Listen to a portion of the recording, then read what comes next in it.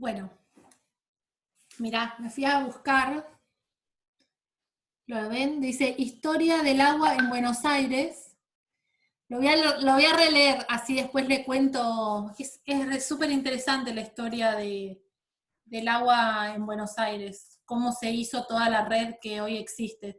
La verdad que en un momento era muy avanzado, como muchas cosas, donde el país fue muy progresista y se hicieron muchas cosas. Así que lo releo y después le cuento la historia, la novela. Así que vamos a terminar diciendo y repasando todo lo que vimos en esta unidad. Como ya dijimos, es una parte de la hidráulica aplicada, antes de pasar a lo que es canales, que es la otra parte que vemos aplicada.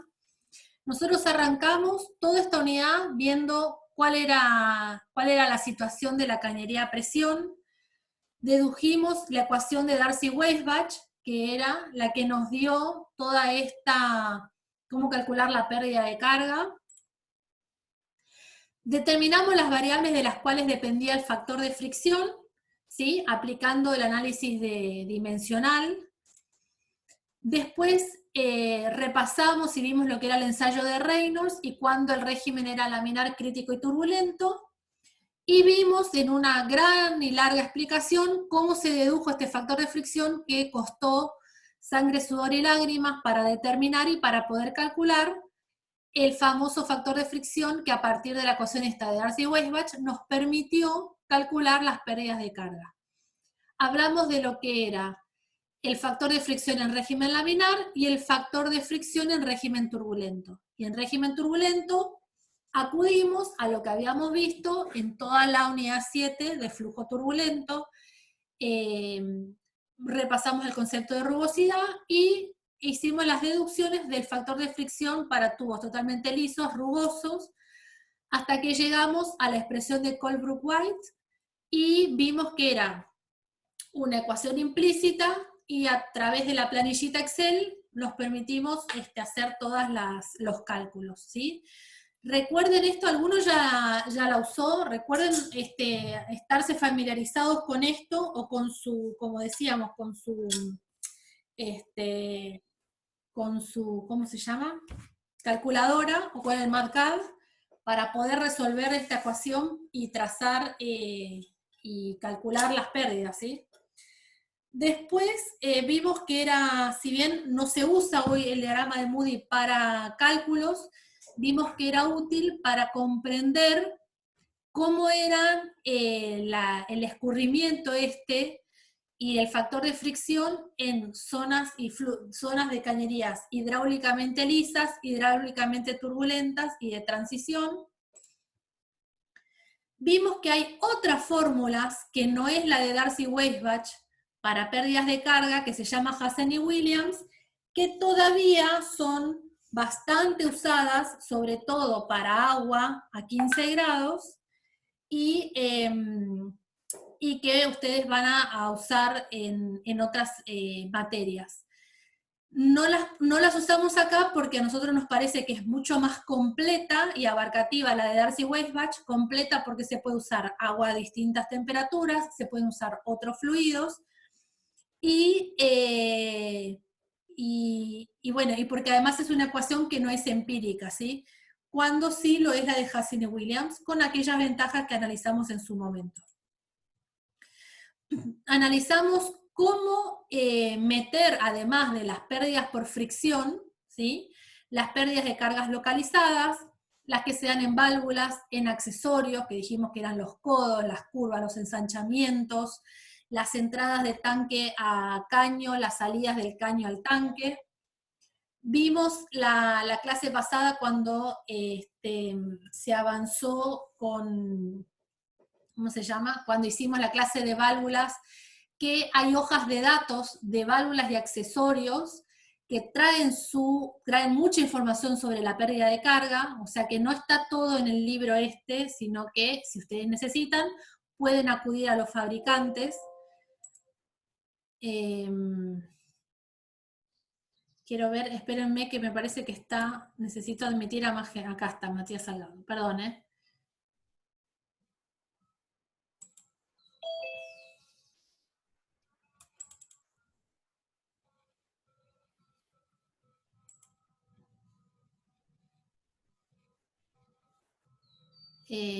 ¿Qué más?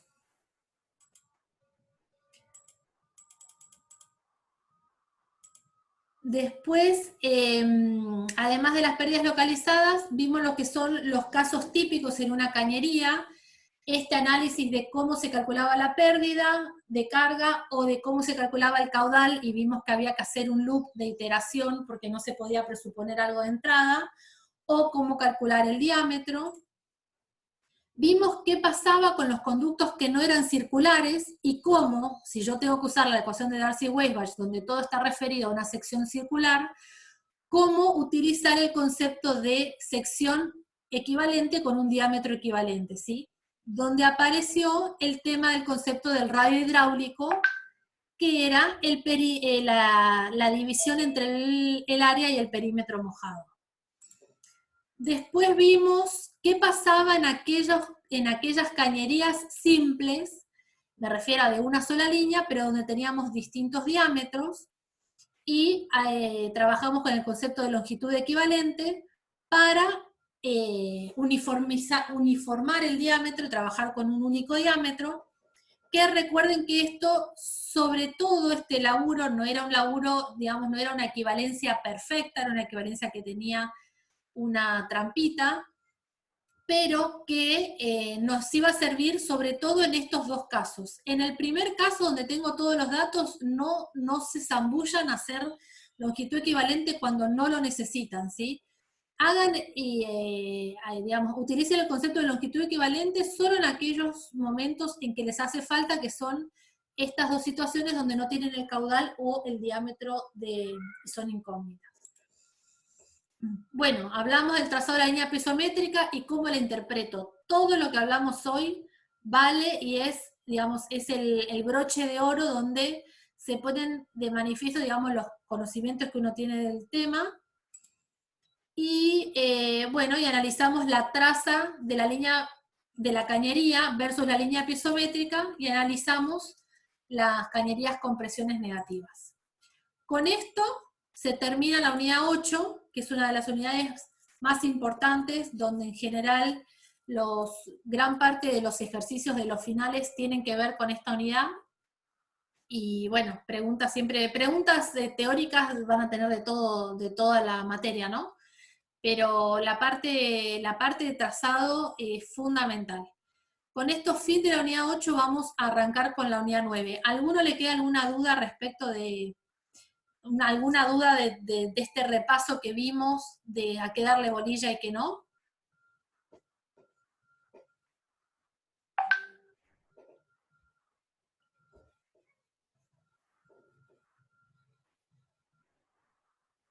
Bueno, pareciera que no.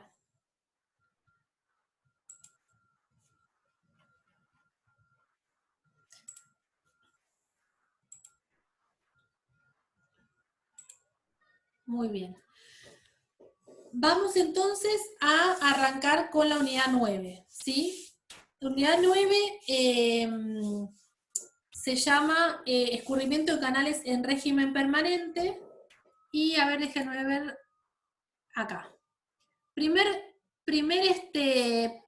diferencia entre lo que son canales y conductos, es decir, ambas instalaciones hidráulicas son, por supuesto, para conducir el agua entre un punto de suministro a un punto de consumo, ¿sí? ¿Cuál es la diferencia que ustedes pueden presuponer antes de empezar con esta unidad? ¿Cuál es la diferencia básica entre las dos unidades? La presión atmosférica. La presión atmosférica local. En la superficie libre. Exactamente. Que los canales son conducciones hidráulicas donde hay una superficie libre que vamos a llamar que es la superficie de interfase entre el líquido y la presión atmosférica, ¿sí? No quiere decir que no sea una conducción cerrada, es decir, todos aquellas conducciones pluviales o cloacales son un conducto cerrado, como un caño, solamente que no está sección llena, ¿sí? Se da una superficie libre de escurrimiento que cuando ustedes calculen esas instalaciones van a tener que siempre asegurar que esté ventilado para que funcione a superficie libre, ¿sí? No van a considerar el tope de la sección cuando son cerradas como que está llena, siempre tienen que asegurarle un pelito de aire para que eso esté a presión atmosférica.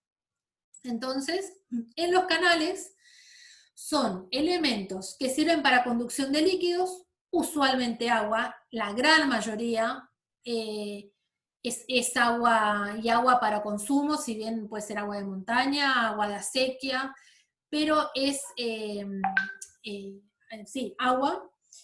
Y a diferencia de las cañerías, además del contacto entre líquido y sólido, existe una interfase entre líquido y aire que llamamos superficie libre, ¿sí? El régimen comúnmente es turbulento y en general vamos a usar toda todo este régimen en todo el análisis de la unidad. No hay flujo laminar.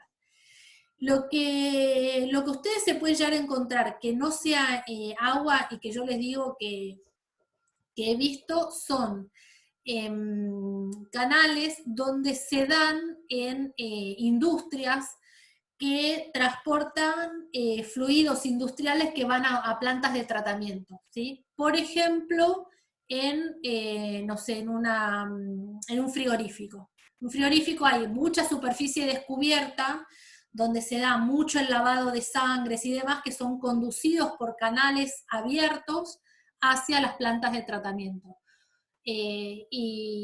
Porque en general todo es agua más o menos limpia que va a ser conducida para uso, conducida para riego, o aguas pluviales, pero no mucho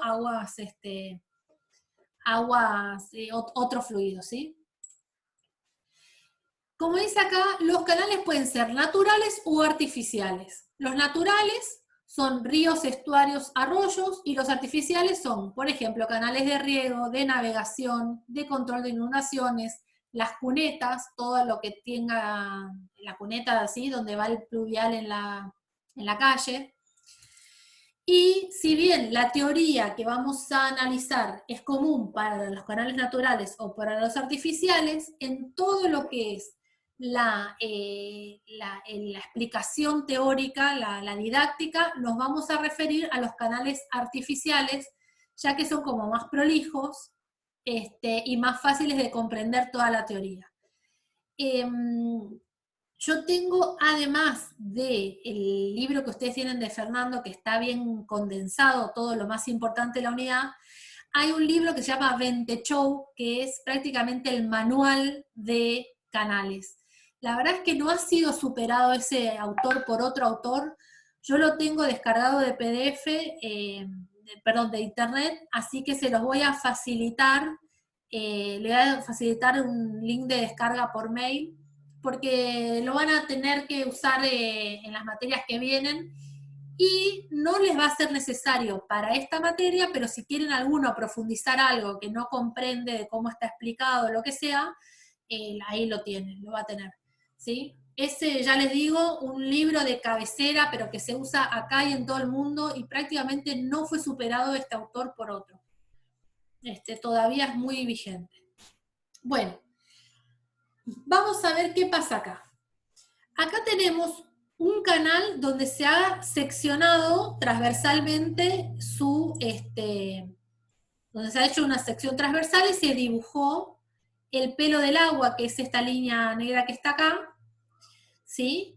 Y lo que se ve es un punto donde la velocidad es máxima, que si yo la dibujara, el perfil de velocidades es este que tengo acá, ¿sí? Donde se ve que a esta altura, más o menos, en realidad no es ahí, es más o menos cerca del 80%, está mal el grafiquito, se me corrió. Cerca del 80% está la altura máxima, perdón, la velocidad máxima que se da en el canal, este módulo que tengo acá. y después va variando con este, ¿cómo se llama? Con este perfil de variación. Como es tan variable y nosotros vamos a siempre trabajar con un perfil promedio, lo mismo que hacíamos en conductos, que se acuerdan que teníamos la máxima velocidad en el eje del conducto. Acá fíjense que la máxima se da en el 0,80 más o menos. Ya les digo que esto está un cachito corrido, pero si me permiten, vamos a modificarlo, porque es esto. Ahí está. Ahí me quedo más tranquila. Es acá. Como la variación es notable, en general, ¿cómo calculo el caudal? Se mide la velocidad al 80% de lo que es el pelo del agua y al 20% de lo que es el pelo del agua, y se genera una velocidad promedio, ¿sí? Para sacar el caudal se multiplica después por el área. Ahora, vamos a ver que a veces, esto es para un canal artificial, como dijimos que va a hacer casi toda la explicación, pero por las dudas lo vamos a mencionar, que en canales canales naturales, arroyos o ríos, ¿sí? Esta situación que dijimos recién, la de calcular los promedios, va a tener que hacerse sección por sección, subdividiendo un poco ese canal en anchos más o menos regulares y calculando el promedio de cada uno de estos sectores, ¿está? Esto no lo vamos a usar nosotros en cálculos, pero bueno, está bueno saberlo. ¿Recuerdan cuando fue la charla de Mayra, que trabajaba en el INA, que nos contó cómo modelaban el Río de la Plata, y que ellos iban y medían las velocidades? Bueno, ellos hacen un laburo más como de medir velocidades en varios puntos y en varias secciones del río, ¿sí? Bueno, tiene que ver más con la parte de hidrología esto, pero no está de más saberlo. Vamos a poder a ir poniendo ciertas hipótesis de trabajo en todo lo que va a ser nuestro desarrollo teórico, y vamos a ver que los canales que vamos a analizar son canales prismáticos sin cambio de dirección y de sección, ¿está? O sea, son canales que en general son todos un tramo recto, infinitamente recto, es decir, no son canales que tengan quiebres a 90 grados u otra cosa. Y que además las pendientes del fondo, del fondo del canal, esta que está acá, perdón, esta que se ve acá, que es un canal visto en corte, es constante. Es decir, yo de arriba veo un canal que tiene las paredes laterales, le veo el eje de la traza del canal, se ve una vista en corte, es decir, si secciono su canal por longitudinal, veo el pelo del agua, que es este que está acá, ¿sí? Y el fondo del canal. Y si veo una corte transversal, veo las paredes del canal, el fondo del canal y el pelo del agua, ¿está? Este tipo de graficación de los canales lo vamos a usar en toda la unidad para mostrar los elementos. Muy bien. Yo no sé si recuerdan que cuando nosotros vimos lo que era, perdón, voy a pasar de nuevo a este gráfico. Cuando nosotros vimos que hacíamos en la unidad 3 el uso de la velocidad promedio, que es, o sea, la velocidad promedio que, como dice acá, se mide la velocidad al 20% y al 80% y después calcula el promedio, y esa velocidad es la que vamos a usar como velocidad media en la sección, ¿no? Pónganse que nos quede una cosa así, donde nos va a quedar una velocidad constante en todos los puntos de la sección. ¿Qué pasaba? En la unidad 3, vimos que hacer esta simplificación llevaba a un error, y ese error había que corregirlo en la ecuación de cantidad de movimiento y había que corregirlo en la ecuación de la energía, con factores que se llamaban factores de corrección de la energía cinética y de la cantidad de movimiento. Esos dos factores, tanto alfa como beta, para canales artificiales se adoptan 1,1 para alfa y 1 para beta, ¿sí? Esto, entonces lo pongo acá como recordatorio, ver explicación en unidad 3.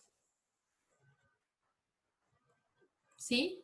Que tenía que ver con cómo corregir cómo corregir este uso de la velocidad promedio en lugar de usar el perfil real de las velocidades. Vamos a armar un nuevo glosario técnico para poder hablar en el mismo idioma lo que tiene que ver con canales. Entonces, tenemos una sección más o menos genérica acá, ¿sí? Donde el fondo del canal se va a llamar solera, ¿sí? La solera es lo que es el fondo del canal. Fíjense en la vista longitudinal acá, y en la vista transversal es el fondo del canal. Lo que corresponde con el pelo del agua se llama superficie libre, ¿está? Es esta línea que está acá y esta línea que está acá. Vamos a ver. El tirante va a coincidir con lo que es la vertical del lugar, ¿sí? El tirante, ahora vamos a ver qué diferencia hay entre el tirante, bueno, lo que dice acá, la profundidad es D. Es decir, el tirante coincide con la vertical del lugar. Mientras que la profundidad es D. La profundidad real del canal va a ser D, ¿sí? Luego, de un punto de la superficie libre respecto del nivel de referencia, a eso siempre lo vamos a llamar Z, como veníamos llamando hasta ahora, a todas las alturas geométricas, ¿sí? De la superficie libre, el ancho que yo tengo se va a llamar ancho superficial y lo vamos a denominar con la letra T. Después, toda el área que se forma en la sección del canal, todo esto, ¿sí? Va a ser el área del pelo del agua. Todo lo que está en contacto con las paredes y el canal es el perímetro mojado de esa sección, ¿sí? Todo lo que está en contacto entonces entre el límite sólido y el agua es el perímetro mojado. Y la diferencia entre el área y el perímetro mojado, igual que ya dijimos para caños, es el radio hidráulico, área sobre perímetro mojado. Y la diferencia, perdón, la diferencia no, la relación, no la diferencia, me confundí acá, la relación entre área y perímetro mojado es el radio hidráulico. Y la relación entre el área y el tirante superficial, vamos a llamarlo profundidad hidráulica, ¿sí? Entre el área y el ancho superficial. Bueno, estos términos que están acá, recuerden sobre todo el tirante. Esto lo vamos a usar mucho, como mencionar la altura del pelo del agua. Y como ven ustedes acá, hay una diferencia entre lo que es el tirante y la profundidad hidráulica. ¿Qué pasa? Si esto es, a ver, si este ángulo que está aquí es tita, el mismo ángulo tita es este que está por acá. ¿Sí?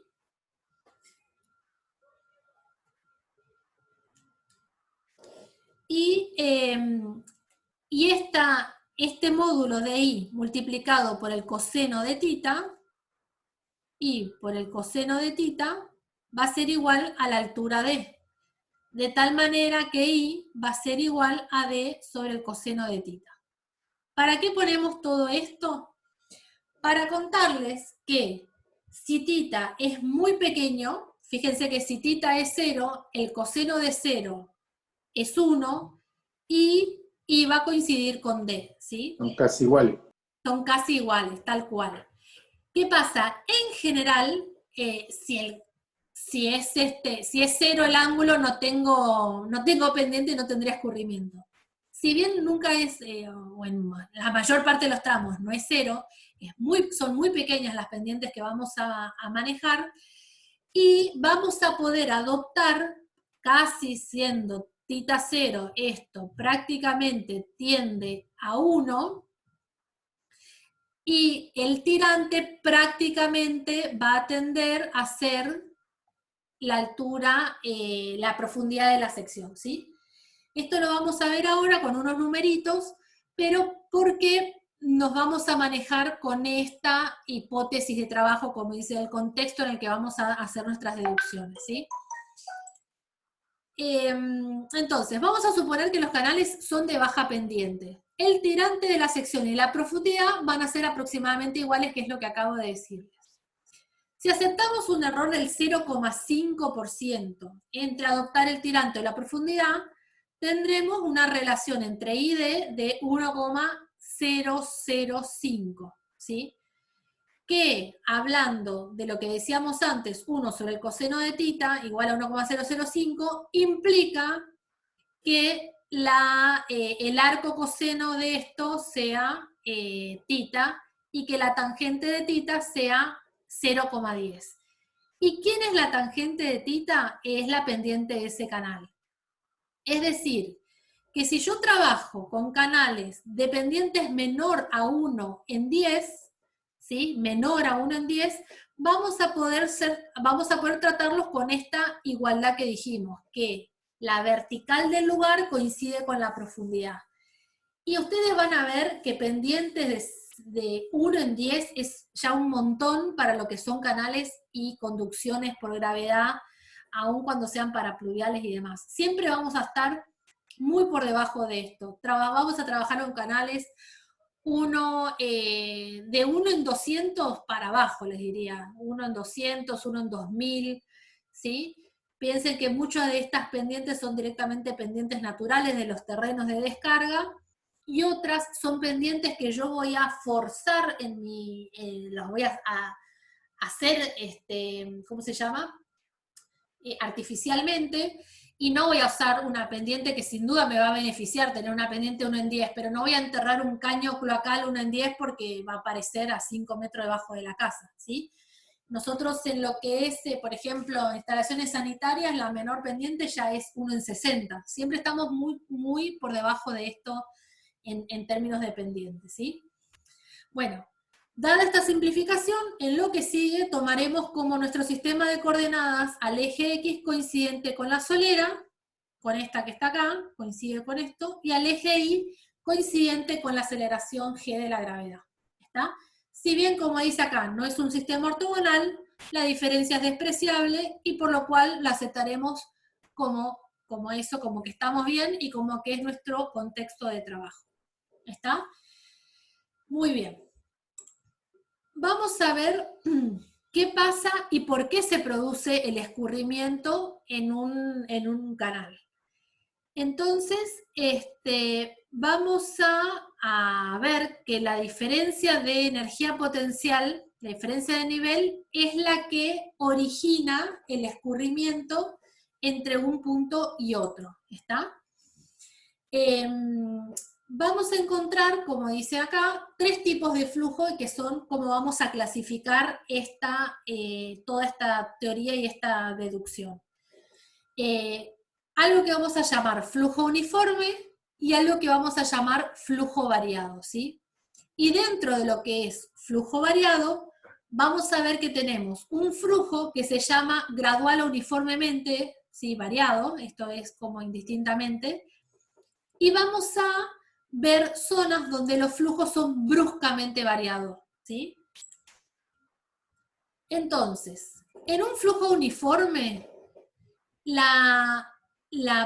por decir así, lo que se impone o lo que contrarresta la circulación del fluido es únicamente la fricción de las paredes del canal, como dice acá. Es lo único que contrarresta la libre circulación de ese fluido. Y el tirante, que recuerden que es la altura del pelo del agua, permanece constante a lo largo de todo el recorrido, ¿sí? Ahora, cuando llamamos al flujo variado, que puede ser gradualmente variado o bruscamente variado, en la perturbación, además de la que mencionamos por la fricción, existen otras cosas más que provocan y que influyen en esta altura del tirante. Y que lo que pasa es que ese tirante no se mantiene constante copiando la solera del canal, es decir, el pelo del agua, en el primer caso, se mantiene constante copiando el fondo del canal. En el segundo no, va cambiando a ver cómo se dice, muy gradualmente. Puede ser que se vaya acercando al fondo del canal o que se vaya alejando del fondo del canal, pero muy ordenadamente, ¿sí? Y vamos a tener otro caso donde este cambio de altura del tirante se da de manera brusca, ¿sí? ¿Qué es lo que puede pasar que cambie la altura del tirante además de la fricción de las paredes? Bueno, que pueda haber algún cambio en la sección, que pueda, digamos, haberse interpuesto una compuerta que en un momento estaba abierta y en un momento se empezó a cerrar, entonces eso va a provocar una onda de información de que, che, allá, no sé, 3 kilómetros abajo se cerró una compuerta.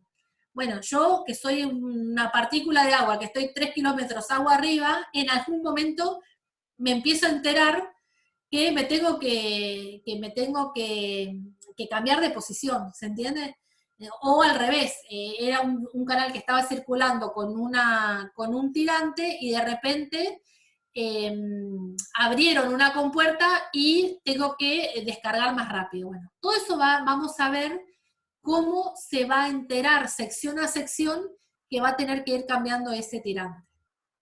Puede pasar, como dice acá, que hay estrechamientos o ensanchamientos, o puede pasar que de repente este canal que venía con una pendiente muy prolija, tú cambie la pendiente a otra, o disminuya o aumente, ¿sí? Entonces, todas estas situaciones nosotros, dentro de lo que es la explicación de lo que vamos a ver como alcance de la materia, lo vamos a saber interpretar y predecir. De nuevo, como siempre digo, esto está muy unido a las materias que continúan, la nuestra, donde van a aprender a, digamos, a poner y a calcular ciertos de estos elementos, y yo voy a tratar de ir diciéndoles cuáles son las cosas que nos continúan, por supuesto, por el alcance de lo que vemos acá. Vamos entonces a arrancar con qué variables, así como hicimos con conductos cerrados, que analizamos Darcy-Weisbach, acá va a haber alguien que nos va a marcar el camino y el rumbo, y vamos a deducir las ecuaciones que nos van a acompañar en lo que es canales.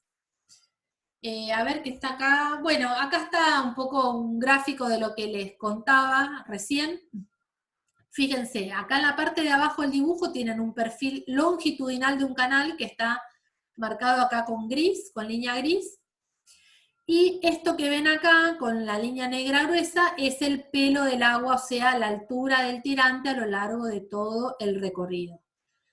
Por supuesto, también vale la pena mencionar acá, lo mismo que dije para líneas piezométricas, los canales en general son muy largos, con lo cual no se utiliza la misma escala en la longitud del recorrido que la longitud de la altura, porque si no, no se apreciaría nada el cambio de altura de tirante. Entonces, en general se trabajan con escalas deformadas, lo que es la escala longitudinal y lo que es la escala vertical, ¿sí? Que en general se multiplica, se aumenta por 10, por 20, lo que sea necesario para poder manifestar y mostrar un poco mejor esto, que si no, no sería fácil.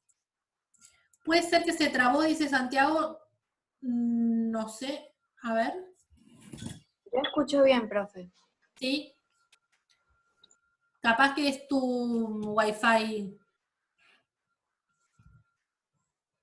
Es mi internet, sí. Yo en general cuando doy clases trato de conectarme con el cable porque mi internet Wi-Fi en mi casa, al estar todos conectados, es bastante más precario. Con lo cual cuando yo doy clases, todos los demás en mi casa tienen todas las computadoras más lentas, porque yo acaparo el ancho de banda. Pero bueno, avísenme cualquier cosa, igual queda grabado, Santiago, así que... Bien, entonces, situación esta que decíamos donde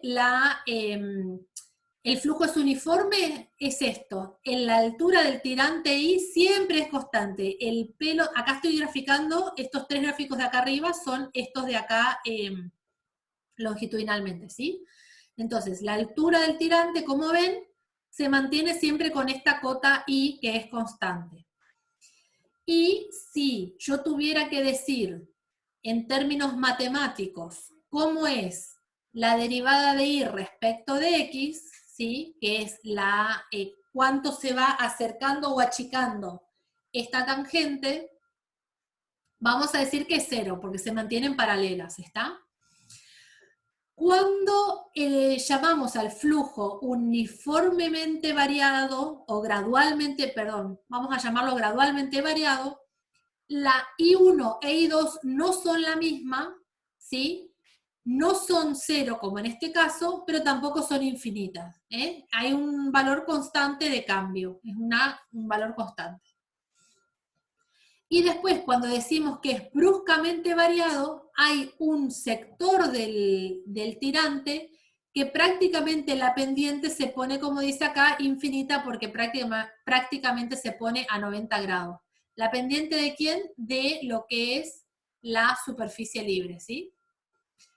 Muy bien. Y acá vean cómo tenemos un reservorio. Esto igualmente ya van a ver que va a ser parte de los análisis, de los problemas de análisis que vamos a tener, pero vamos a introducirlo acá.